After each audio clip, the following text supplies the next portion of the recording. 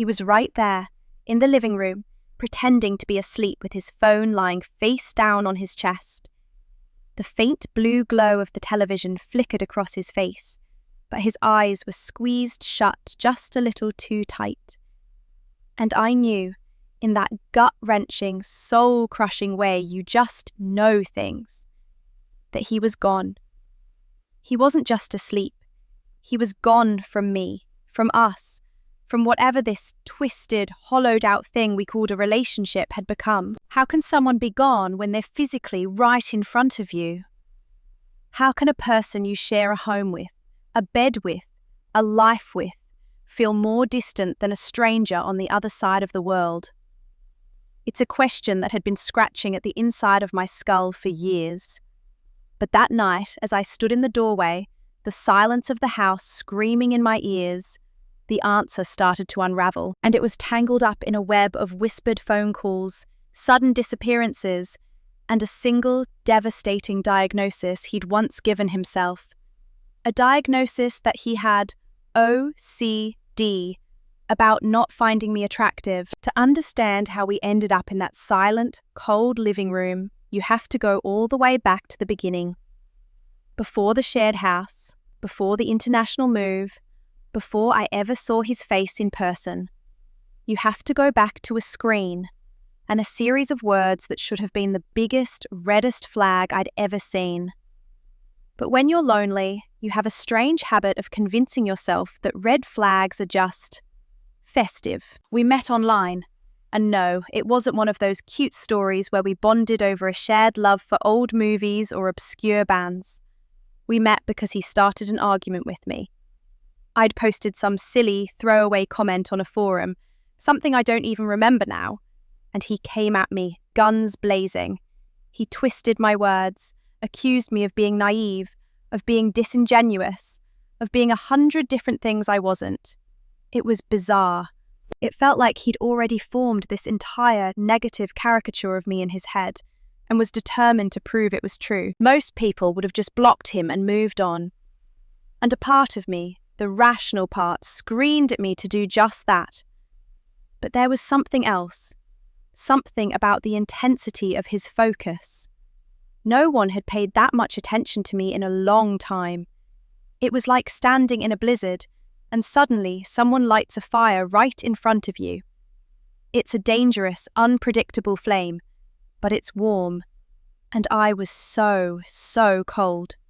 He wouldn't leave me alone.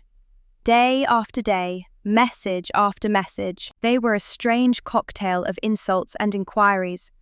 1 minute he'd be dissecting a sentence I wrote, telling me I was clearly a manipulative person, and the next he'd be asking me about my day, about my dreams, about the things that made me sad. It was dizzying.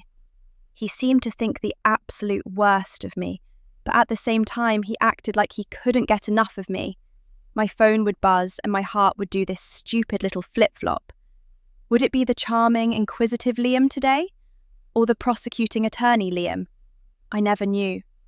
I tried to pull back, to set a boundary. I told him, look, I can be your friend, but that's it. The change was immediate. The flood of messages stopped. The warmth of the fire was extinguished, and the blizzard returned colder than before. He told me being just friends was too painful for him, that he couldn't handle it. And then, silence. For a month, maybe 2, there was nothing. A part of me was relieved. The anxiety of checking my phone, of constantly being on the defensive, it all faded. I could breathe again. I found out later that was when he met his ex, the one he was with for a little while. That was the only time he truly left me alone, the only time the arguments stopped. But like a ghost you can't quite exorcise, he eventually came back. The silence was broken by a single, timid message. An apology. He admitted he'd treated me badly, that he'd been unfair.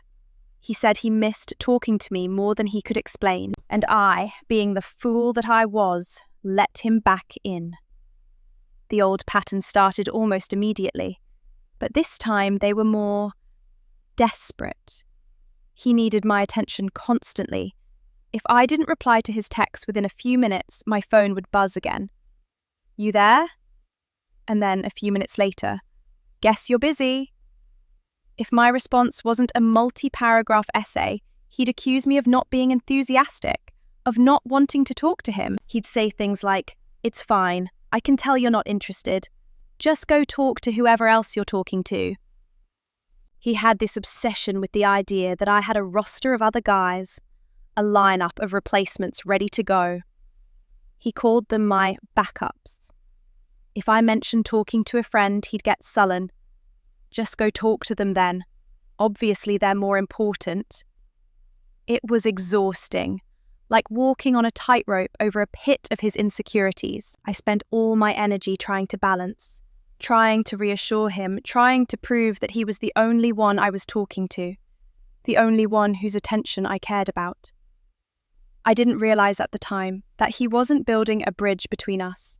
He was building a cage, and he was slowly, methodically, locking me inside it with him.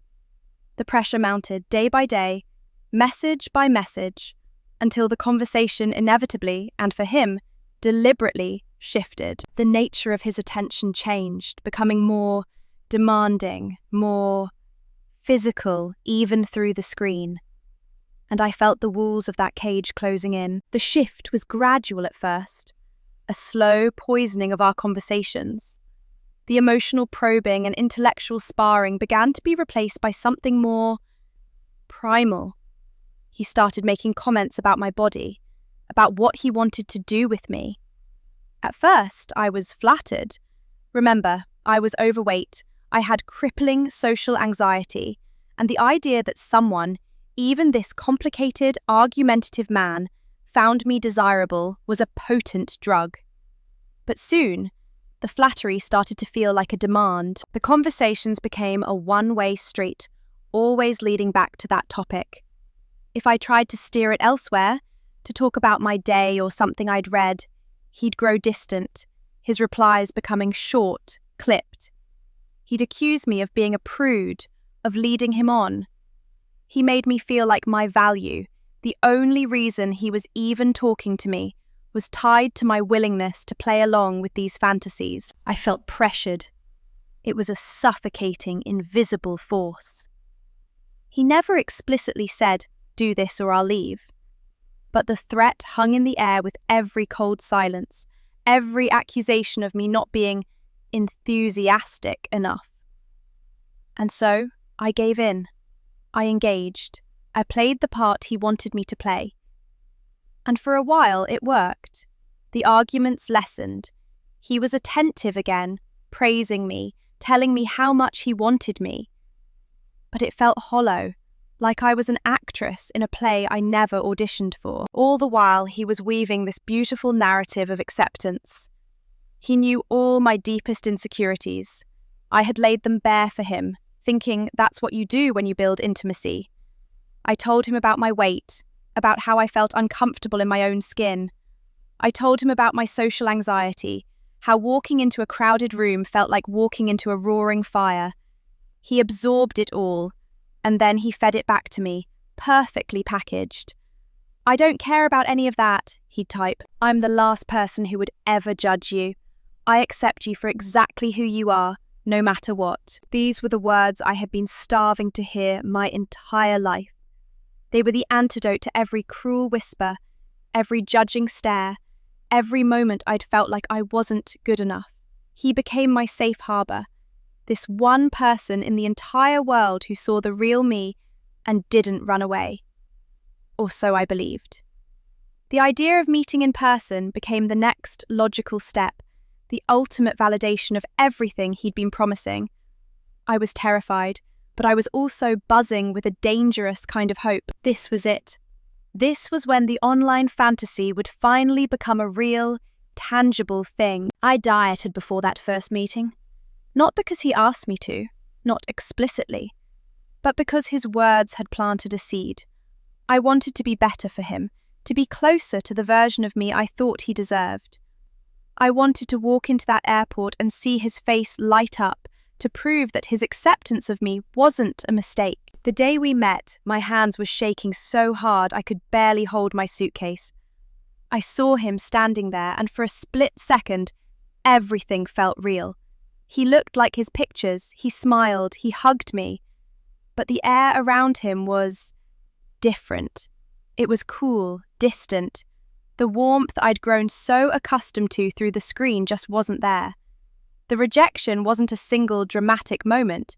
It was a slow, painful death by 1,000 paper cuts. He came up with a list of reasons why he couldn't be sexual with me. He was tired from the trip. He was stressed. He didn't feel well. The excuses changed daily. And when I, confused and hurt, tried to initiate any kind of physical affection, even just a kiss, he'd pull back and criticize me for it. He'd make me feel cheap, desperate. "Why are you trying so hard?" he'd ask, his voice laced with a kind of weary disdain. The man who had spent months begging for my virtual touch now flinched at my actual one. It became clear he was embarrassed to be seen with me. Online, he'd talk for hours about wanting to hold my hand, about walking with his arm around me. But in person, he told me he hated public displays of affection. We'd be walking down the street and I'd instinctively reach for his hand, and he would pull away so fast you'd think I had burned him. I felt like a shameful secret he was forced to drag around.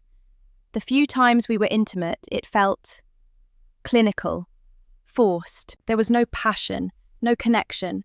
It was like he was performing a duty, checking a box so he could say he'd done it.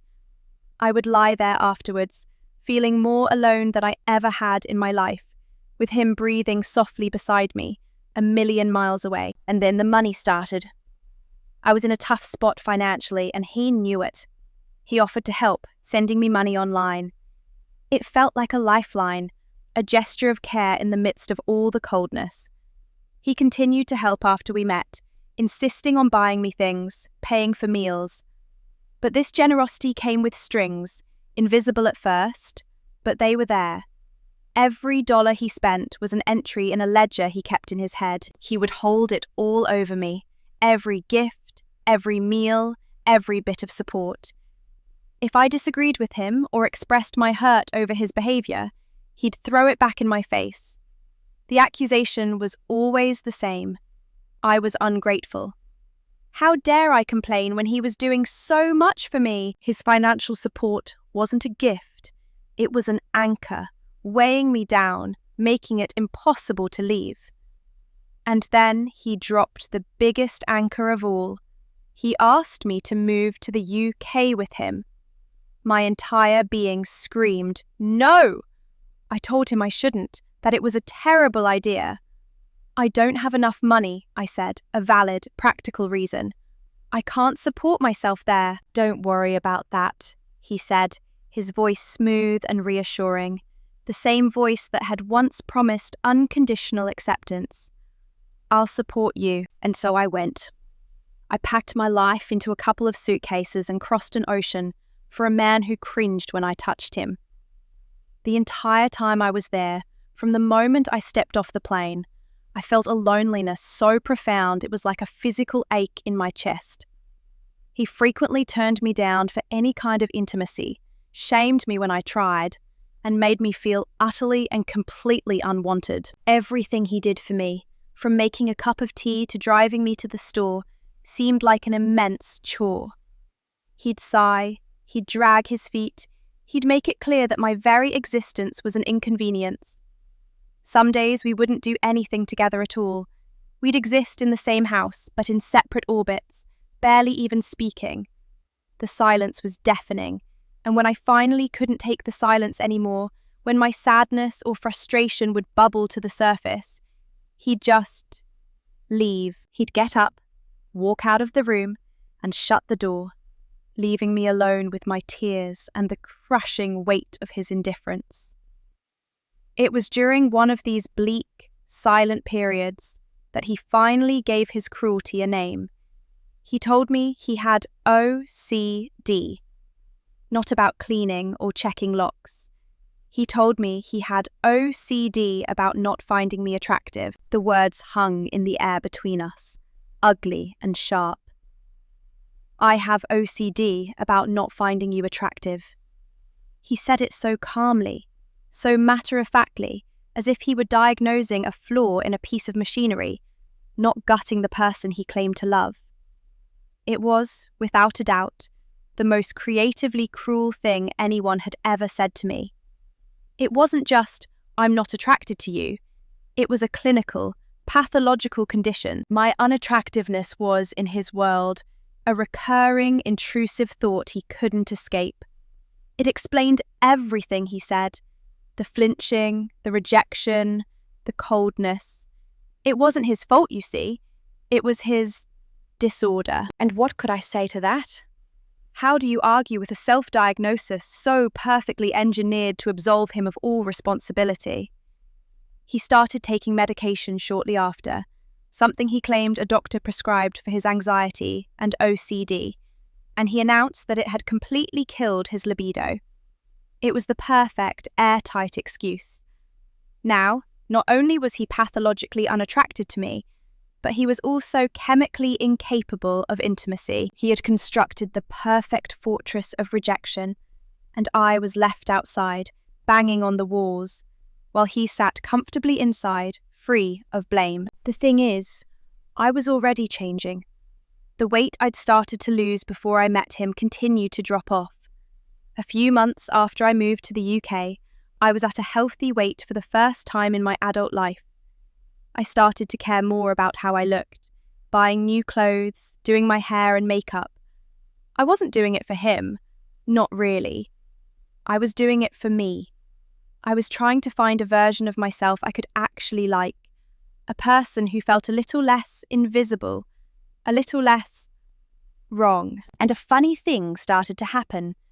As my body changed, so did he.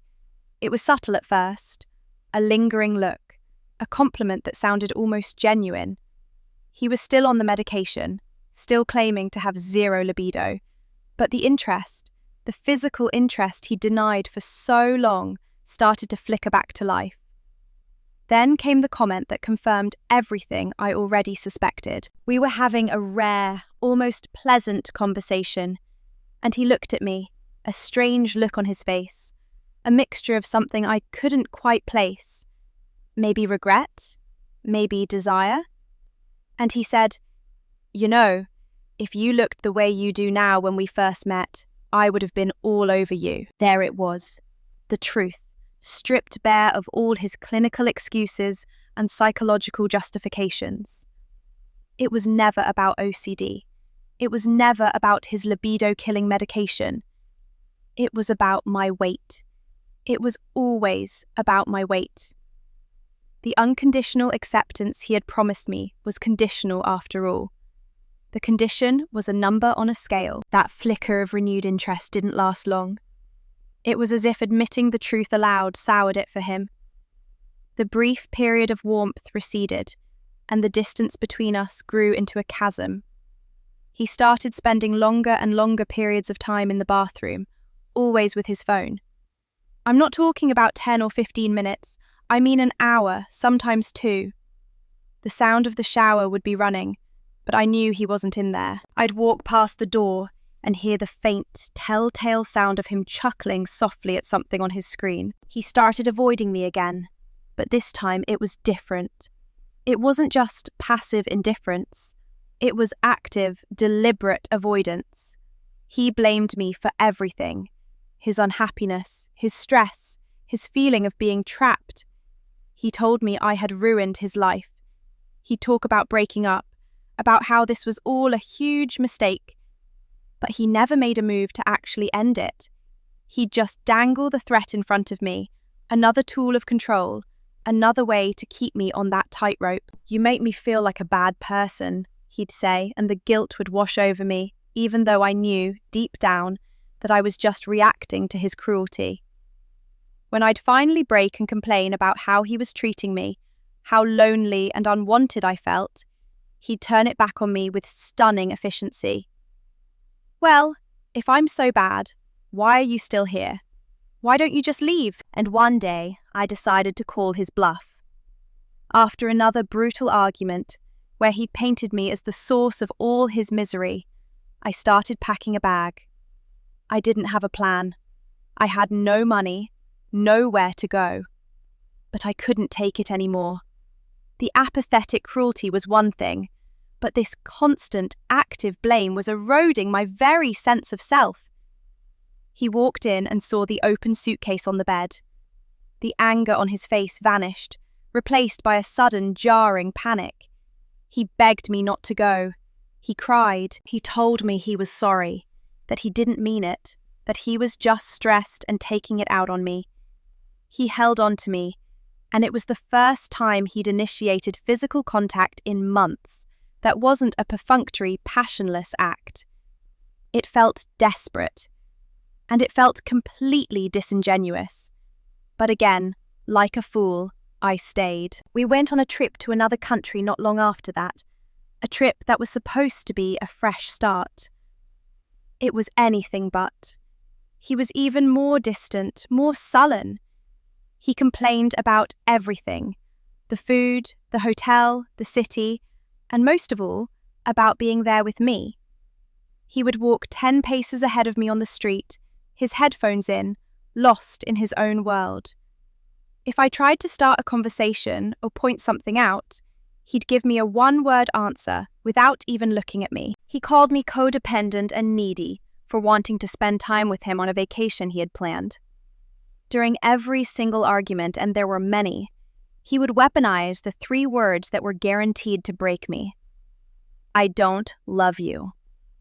He'd say it with a cold finality that sucked all the air out of my lungs.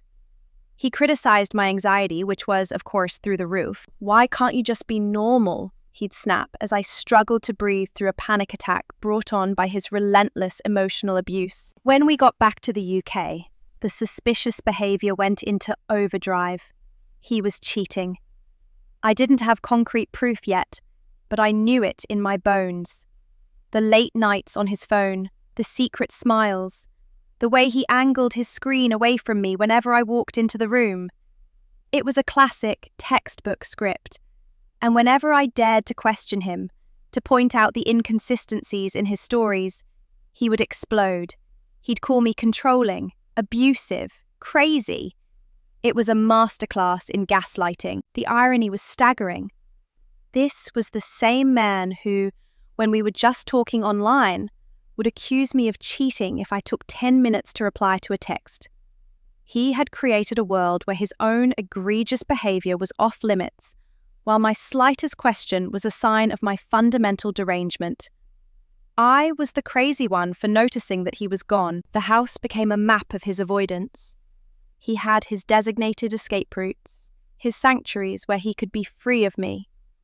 For a long time, during arguments, he would just leave the room. He'd vanish into his brother's room or his home office and shut the door, creating a physical barrier that mirrored the emotional one he'd already built. But then, he started leaving outside of arguments too. It was a new level of rejection. He no longer needed the pretense of a fight to flee from my presence. I remember one night so vividly. We hadn't spent any real time together in weeks. Our entire relationship had been reduced to cohabitating, 2 ghosts haunting the same space. But that evening, he suggested we watch a movie. It was such a small, normal thing, but it felt like a monumental breakthrough. I was so pathetically grateful. We sat down on the sofa and he put the movie on. A few minutes in, he stood up. "I'm just going to get a drink," he said. "Be right back." He left the room, and he didn't come back. 10 minutes passed. 20. The movie played on, the bright, cheerful sounds filling the empty space beside me on the couch. I waited, a knot of dread tightening in my stomach. Finally, I got up and went looking for him. I found him in his brother's room, laughing and joking as they watched videos on the computer. He saw me in the doorway, and the smile on his face didn't just vanish. It was replaced by a look of pure annoyance. He rolled his eyes, a gesture so dismissive it felt like a slap. "I was just coming back," he said, not moving an inch. I tried to salvage the evening. I walked in and tried to sit down with them, to be a part of their world. But the air was thick with my unwantedness. He kept giving me these dirty looks, these little sighs of irritation every time I spoke. He kept saying, "I'll be in shortly, just give me a minute." Then he played his trump card. He knew I had a difficult, strained relationship with his mother. He knew being around her made my anxiety spike. He looked at me, a cold glint in his eye, and said, "My mum might be coming in here soon." It was a threat, plain and simple. It meant, "You are not welcome here. Leave." And so, I left. I went back to the empty living room and turned off the movie. Another time, he vanished for hours. I messaged him, and he told me he was in his mother's room, talking to her. I knew it was a lie, but what could I do? Hours later, he casually admitted he hadn't been with her at all. He offered no explanation for where he'd been or why he'd lied. He didn't think he needed to. The final time, the time I mentioned earlier, was the breaking point. He'd been gone for a while, and a strange feeling of dread washed over me. My phone buzzed. It was a message from him, but it wasn't an explanation. It wasn't an apology. It was an accusation. "Are you cheating on me?" The audacity of it was breathtaking. He was the one who had disappeared, the one who was constantly hiding his phone, the one living a secret life. And he was accusing me. I typed back, my fingers trembling with rage. "Where are you? And are you cheating on me?" Silence. No response. That's when I went looking for him. That's when I found him in the living room, sprawled on the couch, phone face down on his chest, pretending to be asleep. I stood over him, my shadow falling across his face. I said his name. His eyes fluttered open, feigning grogginess. I told him. I laid it all out. The disappearing acts, the constant lies, the bathroom vigils with his phone, the sudden accusation out of nowhere. "All of this is suspicious, Liam," I said, my voice shaking. "You look like a man who is cheating." The grogginess vanished, replaced by that familiar, cold fury. "You're so controlling," he spat. "I just needed some space. I can't even get space in my own house without you thinking I'm cheating. This is why I can't tell you things, because you're crazy." It was the perfect circular logic. He couldn't tell me he needed space because I would think he was cheating. But by not telling me and by disappearing in a suspicious way, he was making me think he was cheating. He had created a trap where my reaction to his behavior was the justification for his behavior in the first place. His sleep schedule became another weapon of avoidance.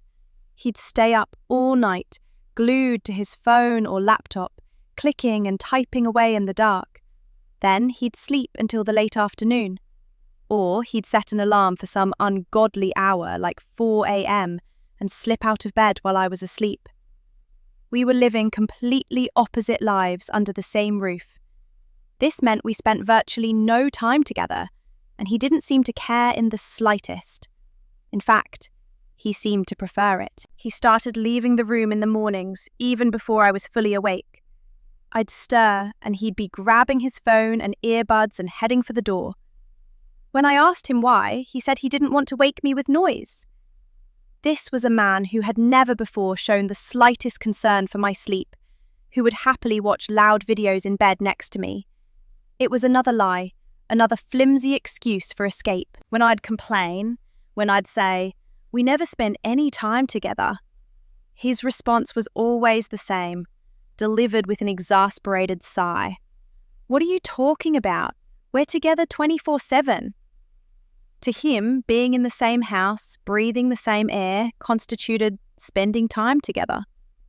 The idea that a relationship required actual interaction, conversation, or shared experiences was completely foreign to him. Or, more likely, it was simply something he no longer wanted to give me. Our shared bedroom had become a transit station, not a home. He was just passing through on his way to somewhere, anywhere else. And I was just a piece of furniture he had to navigate around on his way out the door. Every so often, the distance would become too much to bear, and I would escape back to America for a visit. Each time I left, a part of me desperately wanted it to be for good. I would sit in my childhood bedroom, surrounded by the ghosts of a simpler time, and I would feel a sense of peace I hadn't felt in years. I could breathe. The constant tension that had become my background noise would finally fade. I would promise myself that I wouldn't go back. I would call him and try to end it, and every single time he would beg me to come back. The cold, distant man would disappear, replaced by a desperate, pleading voice on the other end of the line. He'd tell me he loved me, that he couldn't live without me, that he was lost without me. He would paint a picture of a future where everything would be different, where all the problems would magically vanish. And I, thousands of miles away, with the memory of the daily pain starting to blur, would start to believe him. The hope was a drug, and I was a hopeless addict. So I would get back on a plane. I would fly back to him, my heart filled with a fragile, tentative optimism. And for a day, maybe two, it would feel different. He'd be attentive, affectionate even. But it never lasted. Like a switch being flipped, he would revert back to the man I'd left. The walls would go back up, the distance would return, and he'd be back to telling me he didn't love me, that he didn't want me here. The whiplash was dizzying. Every conversation about my feelings became a battleground.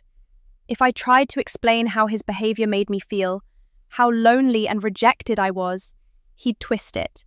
He'd accuse me of starting an argument, of being too sensitive, of always finding something to complain about. He was constantly leaving the room again, ignoring me for hours on end. I was a ghost in his house, and my only purpose, it seemed, was to be the source of his irritation. Eventually, he would just tell me to go home. "If you're so unhappy, just leave," he'd say, his voice flat and devoid of emotion. "Then why?" I'd ask, my voice cracking. "Why did you beg me to come back? Why did you cry on the phone and tell me you couldn't live without me?" "It was your choice to come back," he'd retort, his eyes cold as steel. "I didn't force you." And he was right. He hadn't held a gun to my head. He had just expertly manipulated my emotions, my hope, and my foolish belief that his love was real. I felt utterly trapped. I tried to talk to my family, to explain the situation, to ask for help to get home for good. But they wouldn't or couldn't help. They saw a man who was financially supporting me, who had given me a place to live in another country. On the surface, he looked like a provider. They didn't see the daily emotional torture, the soul-crushing loneliness. Liam, of course, complained about my family's lack of support. "They're your family," he'd say, dripping with false indignation. "They should always help you." It was another one of his games, positioning himself as my sole protector while simultaneously being my tormentor. He was a master of triangulation.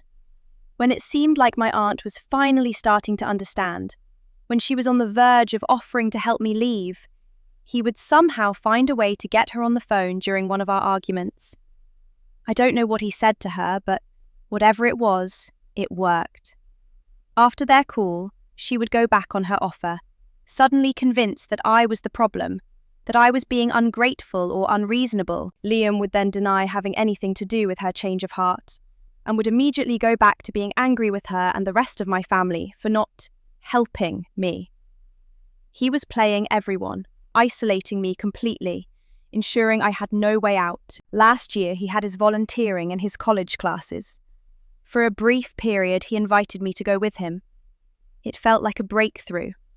I went because I was desperate for a reason to leave the house, desperate to spend any kind of time with him that wasn't soaked in silent resentment. And for a little while, it was okay. We would walk to his class together, and I'd wait for him in a nearby cafe. It wasn't perfect, but it was something. Then he started complaining. He wanted space. He wanted to go to these places alone. The very thing he had invited me to do was now an intrusion, a burden. So, I offered to give him what he wanted. "Okay," I said one day. "You go to your class alone. I'll stay back today. You can have your space." His reaction was baffling. He immediately backpedaled. "No, I don't want space," he insisted. I only said that because we were arguing. I want you to come. It was another no-win situation. I was suffocating him by being there, but I was abandoning him if I stayed away. We took another trip to America last year. During a particularly nasty argument, he threatened to leave me there, to just get on a plane and fly home without me. The thought was terrifying. I had no money, no resources, nowhere to go. My family wasn't in a position to take me in. The threat hung over me for the rest of the trip. And then, when it was time to leave, and I talked about maybe trying to stay back, to figure something out on my own, he did it again. He begged me not to. He promised things would change. He swore he'd stop doing all the things that had been destroying us for years. He promised he'd stop using his mother against me. He promised he'd stop being glued to his phone. He promised he would start going more places with me, that we would be a real couple again. He looked me in the eyes, his own eyes filled with what looked like sincere remorse, and he made a litany of promises that sounded like everything I'd ever wanted to hear. Some things did change, but only a little. The fundamental problems remained, and some things even got worse. When I'd bring it up, when I'd point out that the promises were already being broken, he'd tell me to just give it time. Things will get better, he'd say. I need you. I can't do this without you. To prove his renewed commitment to rebuild trust, he made a grand gesture.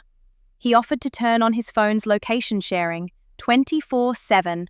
It was his idea, and he did it. A little green dot on my screen, showing me wherever he was. It was supposed to be a symbol of transparency, a new leaf, but it just felt like another, more sophisticated piece of the cage. The location sharing was a farce from the very beginning. It was supposed to be a tool for rebuilding trust, but all it did was highlight how little trust there was to begin with. He continued to behave suspiciously, but now his actions were accompanied by a new, defiant anger.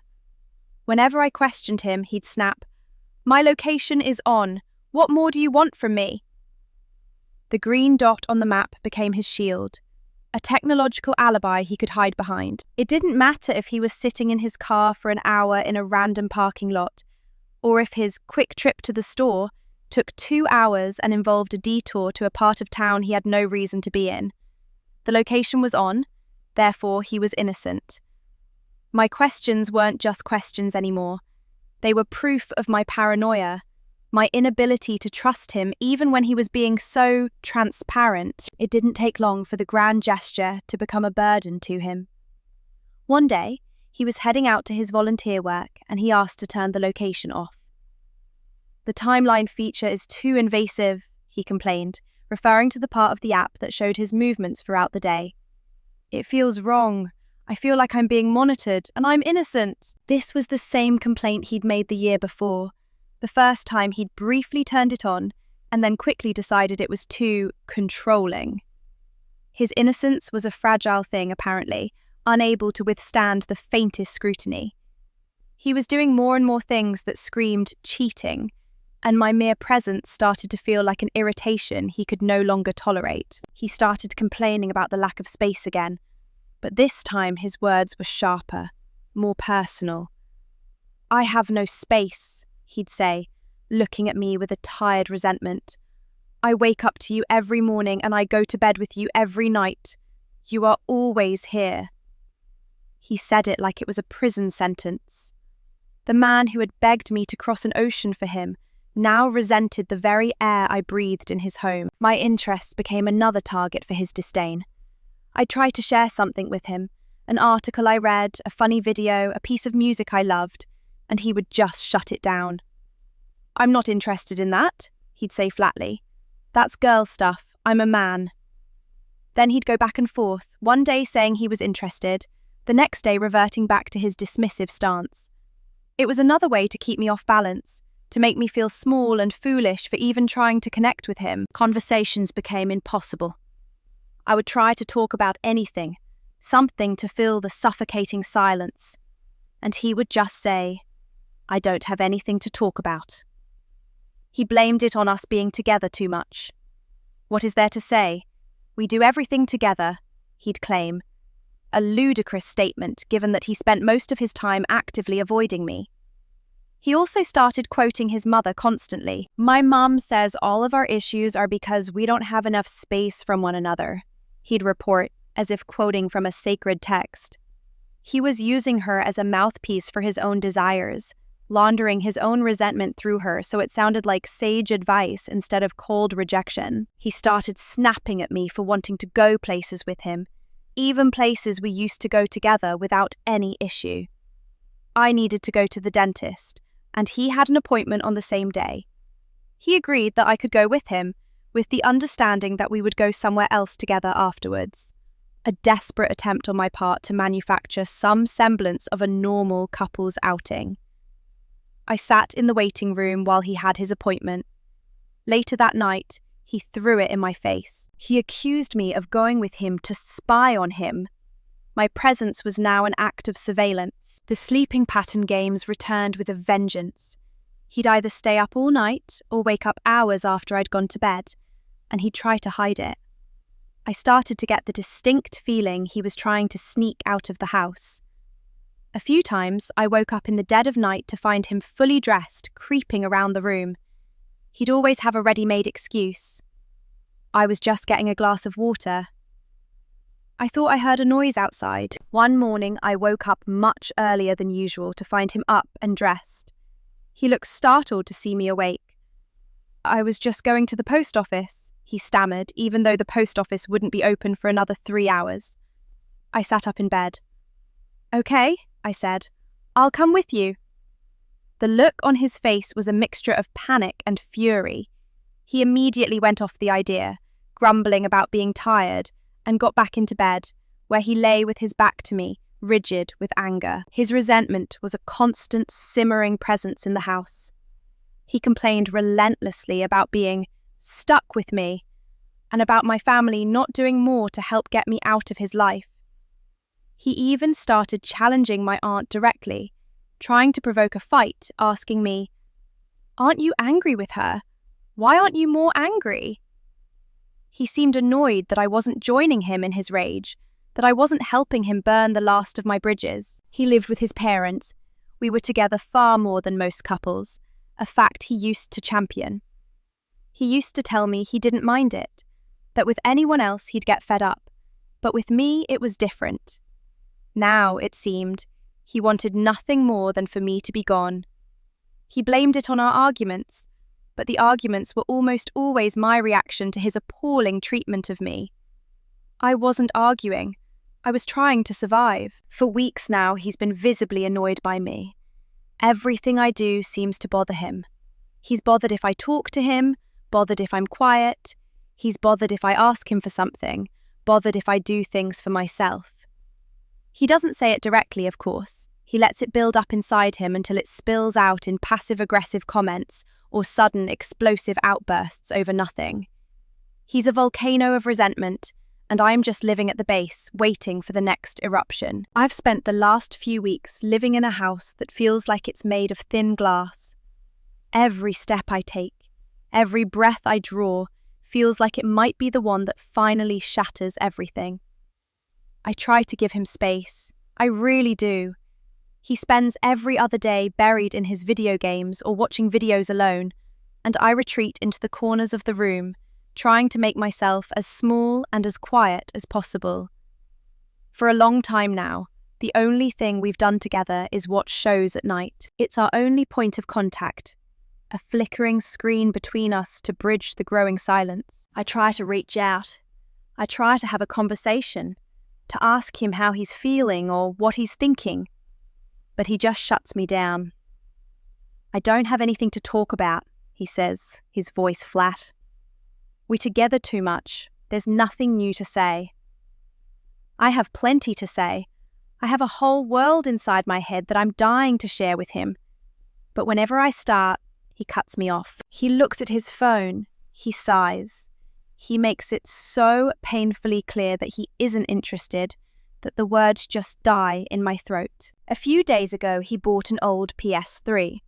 He spent hours huddled over it, taking it apart, cleaning it, obsessed with getting it to work.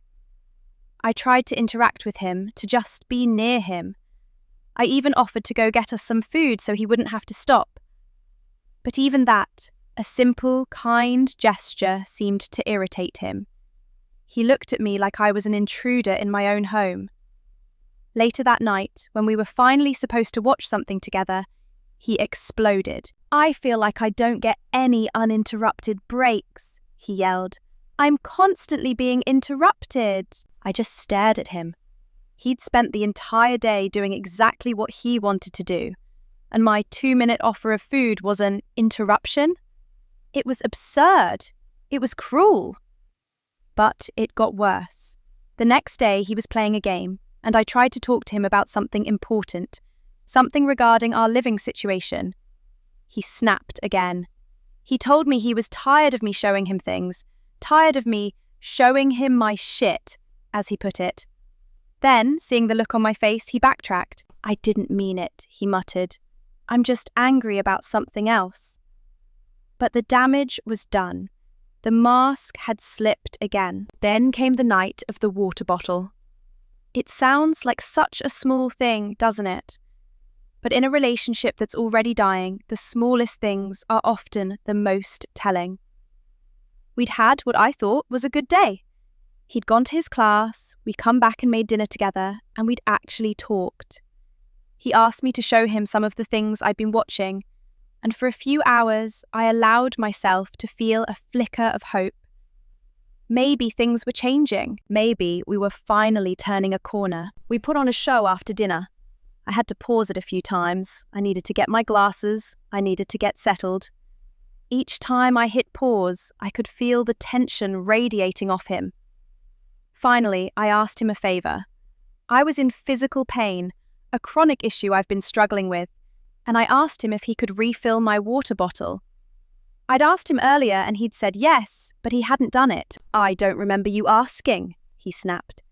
"And I don't want to go downstairs." I tried to compromise. "Could you just use the kettle we have right here in the room?" I asked. "You don't even have to leave." "I don't want to get up," he said, his voice rising. And then he just went off. He started complaining about how many times I paused the show. This is a man who pauses shows constantly himself, but when I did it, it was an unforgivable sin. "I don't have a chance to relax," he shouted. "There's just so much talking. I'm trying to just watch the show." He told me he was overwhelmed by his class and by having to talk to me. It was like a physical blow. He didn't enjoy the time we spent together at all. It was a chore to him. He was overwhelmed by the simple act of having a conversation with his partner. If he had just said he needed some quiet time, I would have understood. I would have given it to him gladly. But he didn't do that. He lumped everything together. My pain, my request for water, my attempts at conversation, and turned them into a burden he was being forced to carry. "It sounds like you resent me," I said, my voice quiet. "It sounds like you don't even want me here." He went right back into his script. He needs space. He wants to go to the store alone. He wants to be able to leave the room for a few hours whenever he wants. "We're near each other too much," he said. "I don't like it." And look, I get it. Everyone needs space. But the way he wants it, it's not normal. He's already spending most of his time alone, playing games or on his phone. He's already avoiding me for weeks at a time. How much more space could he possibly need? The truth is, I think he wants the space so he can continue his secret life. I think he wants the space to cheat, or perhaps he's already doing it and needs the room to breathe without my eyes on him. I've noticed a pattern lately that chills me to the bone. A few times, I've told him I wasn't going to go to his class or the grocery store with him. I'd see this look of pure, unadulterated relief on his face. He looked excited. And then, when I'd immediately change my mind and say, "Actually, I will go," the light would vanish from his eyes. He looked bothered. He looked like I'd just ruined his day. He insists he loves me. He insists he wants a future together, but his actions tell a completely different story. They tell a story of a man who is counting down the minutes until he can be rid of me. A man who views my very presence as a weight around his neck. I'm living in a house with a man who claims to love me, but who seems to hate the fact that I exist in his peripheral vision. I'm stuck here, in a foreign country, with no money and a family that has been manipulated into turning their backs on me. I'm watching the man I thought was my soulmate turn into a stranger right before my eyes. And the worst part? The absolute worst part is that I'm still waiting. I'm still hoping. I'm still looking for that man from the screen, the one who promised he'd be the last person to ever judge me. But I'm starting to realize that man never existed. He was just a character Liam played to get me here. And now that I'm here, the play is over, and the lights are going out. What would you do if you were in my shoes? If you were thousands of miles from home, with no resources, living with someone who makes you feel like a burden every single day? How do you leave when the person you're leaving has spent years making sure you have nowhere to go? I'd love to hear your thoughts in the comments. Maybe some of you have been through something similar. If you found this story compelling, or if it resonated with you, please consider subscribing for more. It helps me know I'm not just shouting into the void. The silence in this house has a weight to it. It's not the peaceful kind of silence you find in the library or a forest. It's a heavy, suffocating pressure, like being at the bottom of the ocean. Living with his parents only makes it worse. There are people everywhere, voices in the hallway, the clinking of dishes in the kitchen downstairs. Yet I have never felt more utterly alone. We are squeezed into this shared existence, and yet the distance between Liam and me could span galaxies. He used to tell me that he loved our proximity. He used to say that with anyone else, he'd be fed up. But with me, he could spend every second of every day. Now, those words feel like a cruel joke, a script written by a man who no longer exists. He blames the arguments. That's his favourite shield.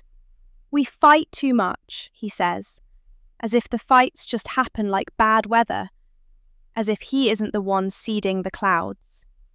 Most of these arguments are just my voice, small and trembling, trying to point out that I'm hurting.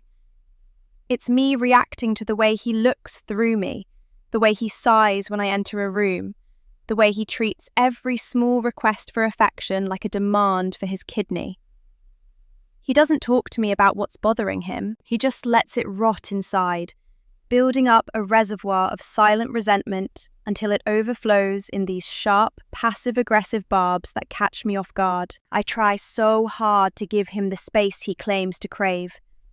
I've become an expert at making myself invisible. I sit in the corner of the room while he plays his games, the blue light of the monitor reflecting in his eyes, making him look like a stranger. He'll go hours without acknowledging I'm even there. And then, the moment I speak, even if it's just to ask what he wants for dinner, he snaps. He told me the other day that he felt like he didn't get any uninterrupted breaks. A break from what? From existing in the same room as the person he supposedly loves. The psychological toll of being told you are a burden is something you can't truly understand until you've lived it. It's a slow erosion of the soul. He tells me he's overwhelmed by my talking. He tells me my interests are just shit. He isn't interested in because he's a man.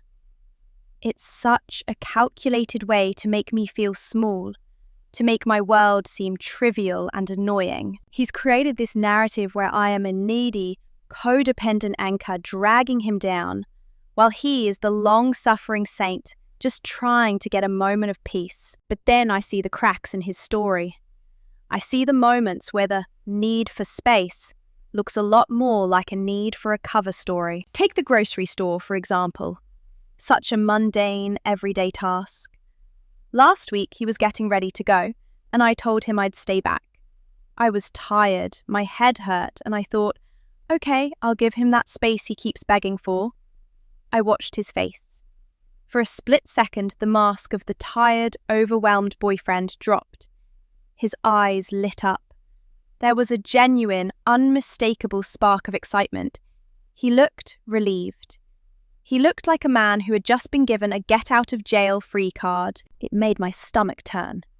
Why would a trip to the supermarket elicit that kind of joy? I felt a sudden, sharp pang of intuition. "Actually," I said, watching him closely, "I think I will come. I need a few things anyway." The transformation was instantaneous. The light in his eyes vanished, replaced by a dark, heavy cloud of irritation. He didn't even try to hide it. He slumped his shoulders and let out a long, theatrical sigh. He looked bothered. He looked like I'd just ruined the best part of his day. And in that moment I knew. It wasn't about the grocery store. It wasn't about the space. It was about whatever or whoever he was planning to do the moment my eyes weren't on him. It's the same with his classes, his volunteering, his late-night post office runs that never actually happen. He's created this elaborate maze of excuses, and I'm the one lost in the middle of it. He uses his mother as a weapon, telling me that she thinks we spend too much time together, that she thinks I'm the problem. It's a brilliant move, really. He can be the good guy who's just listening to his mother's advice, while I'm the one being ganged up on by the entire household. The financial trap is the hardest part. I moved here because he promised to support me. He knew I had nothing. He knew my family was distant. He essentially plucked me from my life and dropped me into his. And now that I'm here, he treats that support like a debt I can never repay. He calls me ungrateful. He tells me to leave, knowing full well I have no way to do so. It's a very specific kind of cruelty, to offer someone a lifeline and then use it to strangle them. I look at him sometimes, when he thinks I'm not watching, and I try to find a trace of the man I met online. The man who said he'd never judge me. The man who said he loved me no matter what. I realize now that those words weren't a promise. They were bait. He didn't want a partner. He wanted a project. He wanted someone he could save so that he could hold that salvation over their head for the rest of their life. He wanted someone whose insecurities he could use as handles to turn them whichever way he pleased. And now that I've lost the weight, now that I'm starting to see through the gaslighting, I'm no longer the perfect, grateful victim he needs me to be. I'm starting to push back. I'm starting to ask the questions he can't answer. And that's why he's so angry. That's why he needs space. Because the closer I get, the more I see the rot at the foundation of everything he's built. I'm standing in the kitchen now, listening to the muffled sounds of his video game through the ceiling. I'm thinking about the water bottle, the paused TV show, the eye rolls and the secret smiles at his phone. I'm thinking about the fact that I am a healthy, capable woman who has been convinced she is a crazy, needy burden. I'm looking at the door, and for the first time in a long time, I'm not thinking about how much I want him to love me. I'm thinking about how much I just want to breathe. The room feels smaller every day. It's a strange phenomenon, how four walls can seemingly shrink around you until you're convinced you'll eventually be crushed by the very wallpaper. We reside here in his parents' house, a place that was supposed to be a temporary sanctuary, but has turned into a high-security prison where I am both the inmate and the only one without a key. Being together 24/7 isn't a romantic ideal here, it's a tactical nightmare. Liam has mastered the art of being physically present while being emotionally invisible, a ghost who only materializes when he has something to complain about. I look back at the incident with the PS3. It seems so trivial on the surface, doesn't it? A man fixing a vintage game console.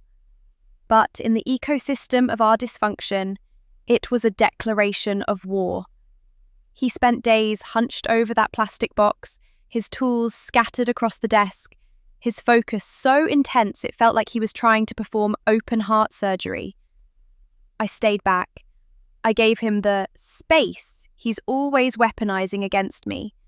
I didn't ask questions. I didn't try to join him. I just existed in the same room, a quiet shadow. When I finally spoke, just to offer to go downstairs and get us both some food so he wouldn't have to stop his progress, he didn't look up. He didn't thank me. He just stiffened, his shoulders rising toward his ears like a cat sensing a predator. The air in the room curdled. Later that night, when the tools were put away and we were finally supposed to have our time to watch a show, the explosion came. "I feel like I don't get any uninterrupted breaks," he yelled, his voice echoing off the walls of the small room. I was stunned. "Liam, you've been working on that console for 6 hours straight. I haven't said a word to you, but you were there," he snapped. "I can feel you waiting. I can feel you wanting things from me. It's exhausting." That's the core of it, isn't it? To a man who resents your existence, even your silent presence is a demand. My very heartbeat was an interruption to his life. He wanted the benefits of a relationship, the financial control he had over me, the ego boost of having someone cross an ocean for him, the backup he always accused me of having. But he didn't want the actual person. He wanted a doll he could put in a drawer when he was finished playing. And he was furious that I had the audacity to be a human being with needs and feelings. And then there was the water. Such a small, basic human necessity. I was in genuine physical pain that night, the kind of deep, throbbing ache that makes every movement feel like an Olympic feat. I had asked him earlier in the day if he would refill my water bottle, and he'd said yes with a distracted nod. But as the hours ticked by, the bottle sat empty on the nightstand.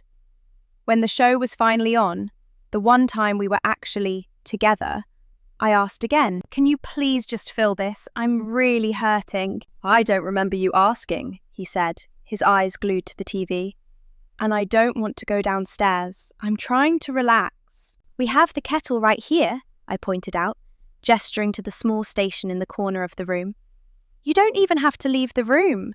Just 30 seconds, Liam." He turned to me then, and the look in his eyes wasn't just annoyance. It was pure, unadulterated hatred. "I said no. Why do you always have to talk? Why can't you just sit there and be quiet? I've had a long day at my class. I've talked to people all day, and now I have to come back and talk to you? I'm overwhelmed." The word overwhelmed has become his favorite weapon. He uses it to shut down any conversation, to invalidate any request, to make me feel like a monster for simply wanting to communicate. He told me he was overwhelmed by me, by my voice, by my shit, as he called the things I tried to share with him.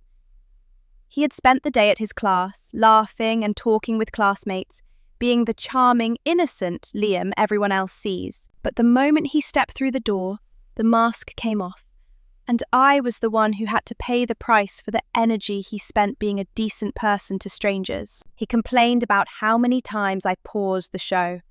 "I just want to relax," he screamed. This from a man who pauses shows 10 times a night to check his phone, to go to the bathroom, to look up a fact on Wikipedia. But when I did it, because I needed my glasses, because I was trying to manage my pain, it was an act of aggression. It was too much talking. "It sounds like you resent me," I said, the realization finally crystallizing in my chest. "It sounds like you're only here because you feel like you have to be." He didn't deny it. He just went back into the cycle. He needs space. He needs to go to the grocery store alone. He wants to be in another room for hours on end. He's already doing all of those things, but it's never enough. The space he's looking for isn't a physical room. It's a life without me in it. And yet, the moment I talk about leaving, the moment I look at my suitcases, he transforms. The monster retreats, and the little boy comes out. He begs, he cries, he tells me he needs me, that he can't do this without me. He promises things will change. He offers the location sharing again. He offers the grand gestures. He says he'll stop using his mother as a shield. It's a masterclass in emotional manipulation. He doesn't want me, but he's terrified of losing the person he uses as a punching bag for his own insecurities. If I leave, who will he blame for his unhappiness? If I'm gone, he has to look in the mirror and realize that the OCD about not finding me attractive or the libido-killing meds were just stories he told himself to avoid being a partner. I see him now, looking at his phone, that secret smile playing on his lips again, the one he has when he thinks I'm not looking. He's probably messaging someone, telling them how crazy and controlling his girlfriend is. He's probably building a new cage for someone else, or perhaps he's already moved into it. I've noticed how he looks when I say I'm staying home while he goes to his class. That look of pure, ecstatic relief. It's the look of a man who is about to step out of his prison and into his real life. I'm starting to realize that the person I'm in love with doesn't exist. He's a ghost I've been chasing since that first message on Reddit. The real Liam is the man who won't get me a glass of water when I'm in pain. The real Liam is the man who tells me my interests are shit. The real Liam is the man who needs space from a woman who has already given him everything, including her own sense of self. The question isn't why he's doing this anymore. The question is, how much longer am I going to let him? I'm thousands of miles from home, with no money and a family that doesn't understand. But as I sit here in the silence of this house, listening to the hum of his video game, I'm realizing that being alone in the world has to be better than being alone in this room with him. I stood in the hallway, the floorboards cold beneath my feet, listening to the sound of the shower running. It had been running for 45 minutes. There was no sound of splashing water, no steam curling from under the door. Just the steady, monotonous drone of the spray hitting the tiles. And beneath it, if I pressed my ear close enough, the faint, rhythmic tapping of thumbs on glass. He was in there, sitting on the edge of the tub, living a whole other life while the water ran to mask the sound. It was such a pathetic, transparent lie, yet he clung to it with a desperation that made me feel sick. Whenever he finally emerged, his skin dry, his eyes bloodshot from staring at a screen in a dim room, he'd look at me with that same weary disdain. "What?" he'd snap, sensing my unasked question. "I just needed a long shower. I can't even wash myself without you being suspicious. You're so controlling." The word controlling had become his favourite weapon, a shield he held up to deflect every legitimate concern I had. It didn't matter that he was the one who had spent months online accusing me of having backups if I didn't reply to a text in 5 minutes. Now that he was the one with secrets, any observation I made was an act of abuse. I think back to the day of the dentist appointment. It was a rare occasion where we were actually supposed to do something together. He'd agreed I could come along, and we'd go somewhere nice afterward. A cafe, a park, anything to feel like a normal couple. I sat in that sterile waiting room for an hour, scrolling through my phone, trying to ignore the pit of anxiety in my stomach. When he came out, he seemed fine. We went for a walk, and for a few minutes I allowed myself to pretend we were okay. But later that night, the poison leaked out. He told me I only went to spy on him, that my presence at his medical appointment was a sign of my fundamental craziness. He had twisted a moment of shared life into a sinister plot of surveillance. He blames his mother too. He constantly tells me that she's the one saying we need space, that she's the one noticing how unhealthy our proximity is. He uses her voice to validate his rejection, a cowardly way to avoid owning his own feelings.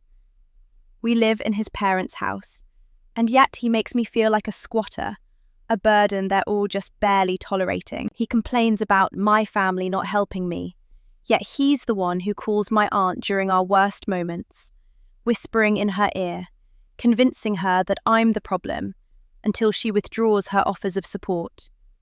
He is systematically cutting the lines of my safety net, while complaining that the net isn't strong enough. the most painful realization, the one that finally broke the last bit of my spirit, happened just a few days ago. He was getting ready for his class, grumbling about how he had no space, how he was stuck with me 24/7.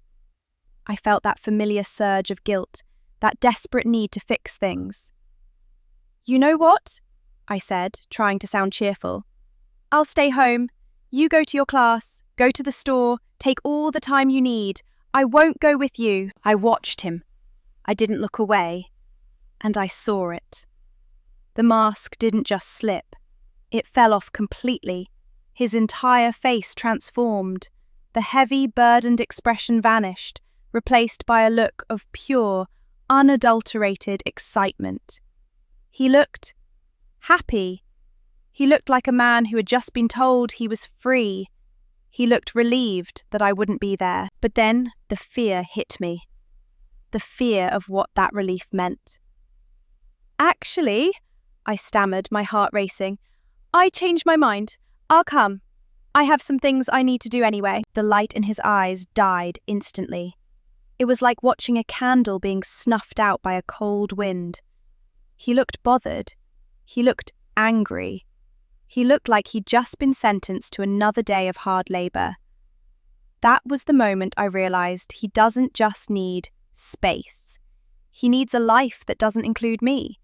He wants the future he talks about, but he wants it with a version of me that doesn't exist, or perhaps with someone else entirely. He still insists he loves me. He still begs me not to stay in America when I go to visit. He tells me things will get better, that he needs me to help him rebuild trust. But how do you rebuild trust with a man who hides in the bathroom for an hour? How do you build a future with someone who is relieved when you aren't around? I'm starting to see that my presence isn't what's overwhelming him. What's overwhelming him is the effort of maintaining the lie that he still wants to be here. I'm sharing this because I know I'm not the only one. I know there are others out there sitting in silent rooms, listening to a shower run, wondering when their partner became a stranger. I know what it's like to be told you're controlling for noticing the truth.